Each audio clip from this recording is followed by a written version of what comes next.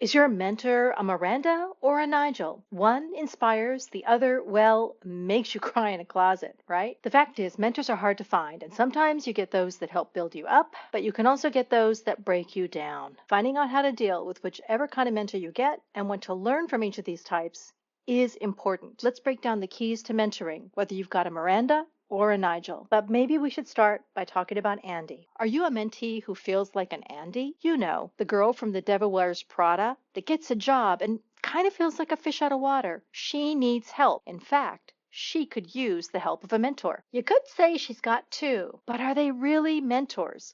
Are they really helping? And do they help to shape her into the successful Andy she becomes at the end of the movie? Well, let's take a look at Nigel and Miranda in The Devil Wears Prada. Miranda is the star of the show. She has built an empire. She deserves to be where she is.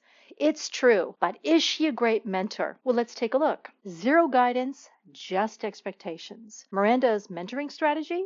Trial by fire. No explanations, no context, just disappointment. And you have no style or sense of fashion? Well, I think that depends on what you're... No. That wasn't a question. Emotional destruction as motivation. If Miranda gives you feedback, it's 95% sarcasm and 5% judgment. Does it build character? Maybe. But does it build therapy bills? Definitely. Success equals survival. Miranda's version of mentoring is simple. If you survive, you've earned your place. If you fail, you never had what it takes. Now let's take a look at Nigel. He's Miranda's right-hand man, and he knows this business, and is well placed to give Andy the kind of advice she needs to succeed. But what kind of mentor is he? Constructive, not crushing. Nigel doesn't just criticize, he actually teaches. He sees Andy's potential and helps her level up. Pushes without destroying. Nigel gives tough love, but it still is love. He challenges Andy, but also gives her the tools to succeed. Be serious. You are not trying. You are whining. Because this place, where so many people would die to work, you only deign to work. Celebrates growth. Nigel roots for Andy. He cheers her on. He actually wants her to win, not just survive. And if you're a mentee looking for a mentor, remember, mentors should be able to help you grow and build your path forward. So know your value proposition, be clear about your ask, and set boundaries. This will help both kinds of mentors help you know what you need to succeed. And once you're ready to move on, exit with confidence and always leave on good terms. You never know when your paths will cross again. And if you're a mentor, think about your relationship with your mentees. Are you hurting or are you helping? Is that tough love a little too tough? And if your goal is to give back and build the next generation of leaders, be aware of how you interact. Sure, set expectations and provide feedback, but don't forget to lead by example. And it's okay to be real and set the bar high, but be constructive, not critical.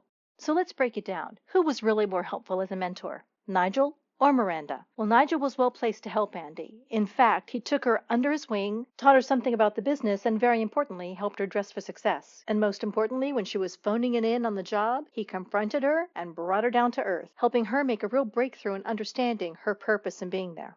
But Miranda was also helpful because she knows the business. She taught Andy everything she knows about dedication, commitment, discipline, and getting ahead. Those are skills you actually do need to succeed. And at the end of the day, Miranda's the one that wrote Andy's reference letter for the new job. And while we look back on this 1990s storyline, the fact of the matter is, Miranda was a powerful woman, still a difficult thing to be in this day and age. And Nigel, while a great mentor, a nice guy, the fact is, when push came to shove, he was not able to progress his own career, giving Andy the sense it might be time to move on from his mentorship. And of course, she also moved on from Miranda's style because it was a bridge too far for her. She wanted a balanced lifestyle. In fact, I think she learned something from both mentors, and that's a lesson we can all take away. So are you a Miranda or a Nigel? Hopefully you're mentoring like Nigel. Unless your goal is to make people cry in a closet,